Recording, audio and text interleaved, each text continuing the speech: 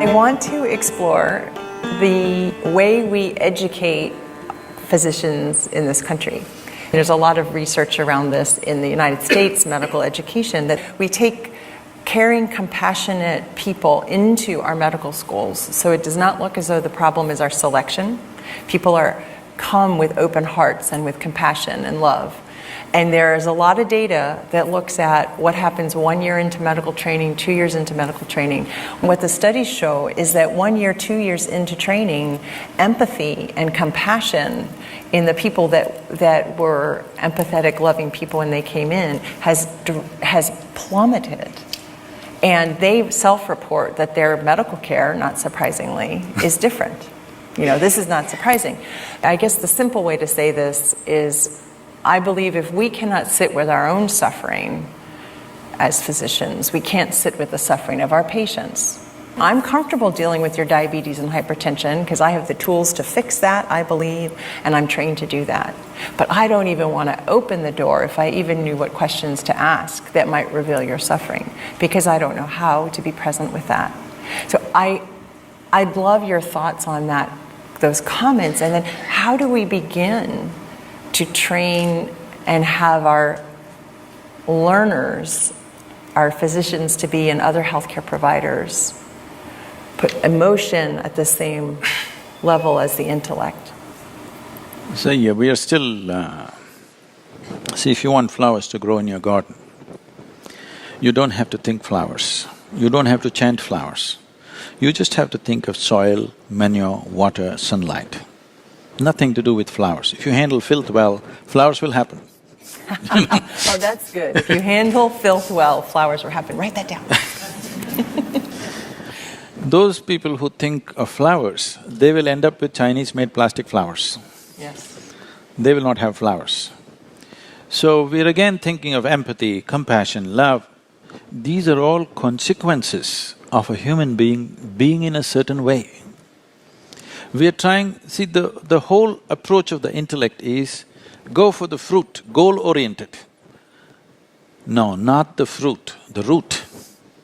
You nurture the root, fruit will happen. Fruit is a consequence.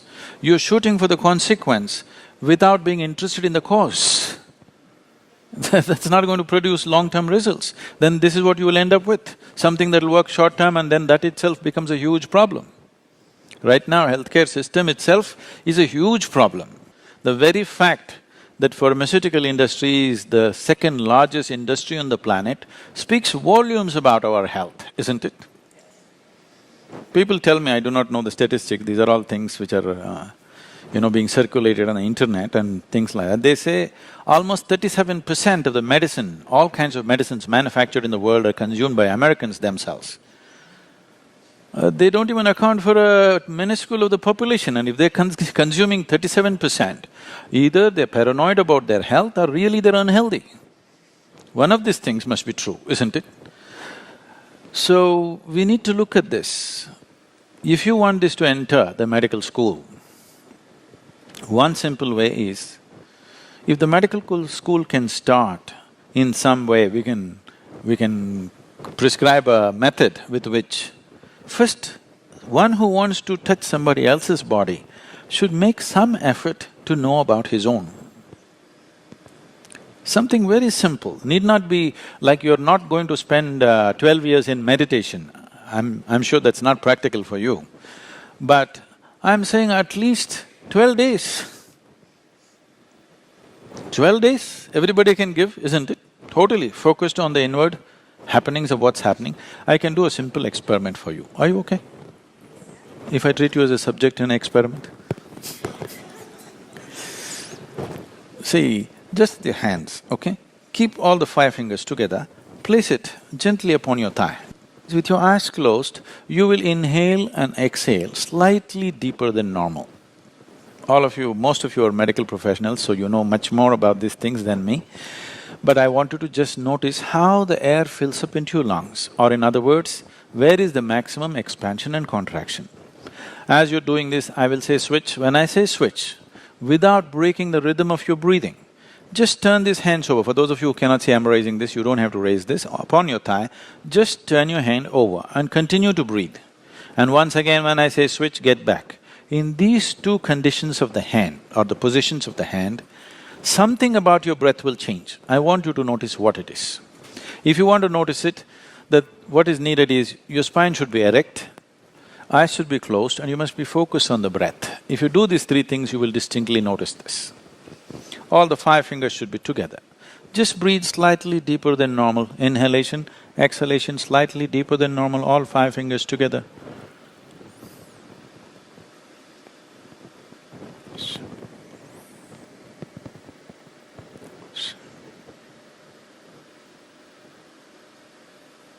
Switch.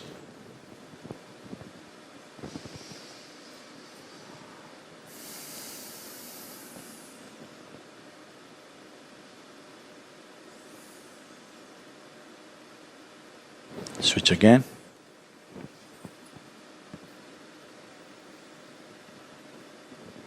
Please open your eyes.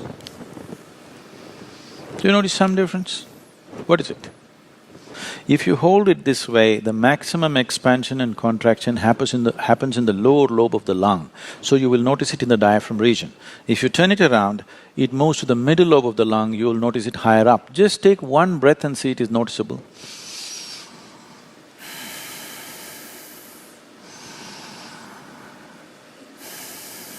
Is it so? So something so simple, most human beings will not take these things into account. So just if you turn your hand around, the very way you breathe alters itself. It's not just a breath. The very way the fundamental life energies function in this body alters itself simply because you turned your hand around. How many times in a day, unconsciously, are you doing this and hoping to be peaceful? It doesn't work like that. This is like you got into your car, you don't know what these 3 pedals are, just kick any one of them whenever you feel like it. You know what a jerky driver you will be? That's what has happened to human beings. It is not that people do not know peace, health, love, joy, they know all these things, but it's jerky, it's not sustainable, isn't it? If you did not know a moment of peace or joy, you would be on the suicide list. You know peace, you know love, only problem is you can't hold on to it, isn't it? That's because this is a chemical soup. If I give the same ingredients to all of you, soup ingredients to all of you, and each one of you make the soup, you will have still 100 varieties of soups, isn't it? The same ingredients, yes or no? Each home it tastes different, just the way you make it. This also the same thing, same ingredients, just the way you make it within yourself, isn't it? Whether it's health or well-being, peace, love, joy, ecstasy, every human experience has a chemical basis to it. And chemistry is not a basis, chemistry is also a consequence of a different dimension of who you are. I think Mitch was putting up those 5 koshas and all. In yoga, because you're talking about the mind, in yoga we don't see anything as mind. All different levels of bodies, physical body, mental body, energy body, etheric body, and the other one will not translate well, it's called bliss body in English, but that's a wrong translation. So, physical body is something that you gather because of the food that you've eaten. So what kind of food you've eaten definitely interpret itself as the nature of the body that you have. Well, your genetics, the other information has a serious impact, but still the design of this building is important. But still the material is also important, isn't it? Even if the design is fabulous, if the material is bad, still the whole building may not fall down on our heads, but panels could be falling on our heads. So, this is happening, we're not considering what we eat as to what is the best thing for this body. So food, the next thing is mental body. There is a whole intelligence, there's a network of intelligence across this. When we say mind, what are we referring to? A certain level of memory and a certain level of ability to use that memory in the form of intelligence, isn't it? You tell me if you, all of you being doctors, you know this very well. A single cell, what it is doing, it can freak your mind. It is doing that many things, isn't it? There's no question about that. And your single cell, what it remembers, it can freak your mind once again. See, do you remember 10 generations ago, how your grandmother looked? No. No. You have no memory of that. Your body remembers. Your grandmother's nose is still sitting on your face because your body remembers. How your forefathers looked 1,000,000 years ago, it still remembers, isn't it? Now, if I have to speak, I am sitting like this because I have no such thing as thought in my mind. It's very difficult for you to understand this, that's why they diagnose me as dead.